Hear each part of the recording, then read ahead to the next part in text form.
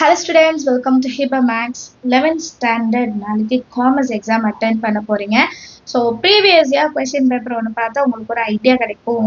So அதனால இந்த question paper பாருங்க. உங்களால் எவ்வளோ கொஸ்டின்ஸ் அட்டென்ட் பண்ண முடியும், 1 மார்க்கில் 20 on 20 உங்களால் எடுக்க முடியுதா, ஒரு ஸ்க்ரீன்ஷாட் எடுத்துட்டு நீங்கள் செக் பண்ணிக்கோங்க. அண்ட் ஆன்சர் தெரியாததுக்கு கண்டுபிடிச்சு வைங்க, சரிங்களா? ஸோ ஒரு 1 மார்க்கில் 20 மார்க்ஸு. ஸோ அது கண்டிப்பாக ரொம்ப நீங்கள் கேர்ஃபுல்லாக பார்க்கணும். எல்லா லெசனோட புக் பேக் கொஸ்டின்ஸ் பாருங்கள். அண்ட் ஒரு சில additional questions, book inside questions நம்ம கொஸ்டின் ஆன்சரில் படிக்கும் போதே அதெல்லாம் வந்துடும், சரிங்களா? ஸோ 1 மார்க்ஸ் எல்லாம் செக் பண்ணுங்கள், தெரியாத கொஸ்டினுக்கு ஆன்சர் கண்டுபிடிச்சிருங்க. அடுத்தது 2 மார்க்ஸ். 2 மார்க்கில் உங்களால் 7 2 மார்க்ஸ் அட்டென்ட் பண்ண முடியுதா பாருங்கள்.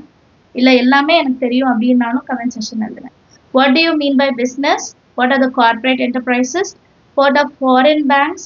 State 2 disadvantages of franchising. Define corporate governance. What is depository receipt? What is mean by contract? What is an assessment year? What is CASCO insurance?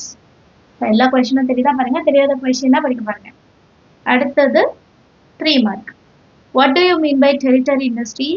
What is the meaning of partnership deed? Explain the origin of RBI.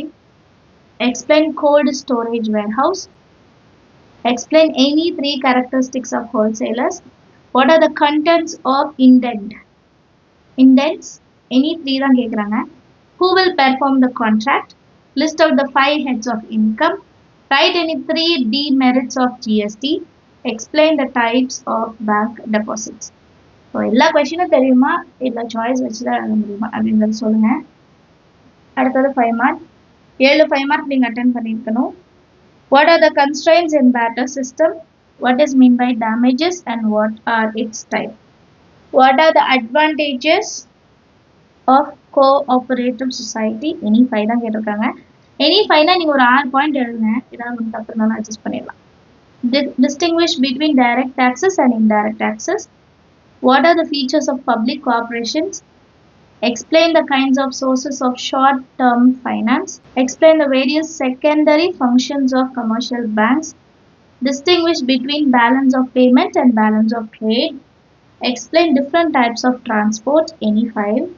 What are the objectives of import trade? Explain briefly the different types of foreign trade. What are the objectives SHGS? State the features of departmental stores. So இதில் 7 5 marks உங்களுக்கு attend பண்ண முடியுதா பாருங்கள்.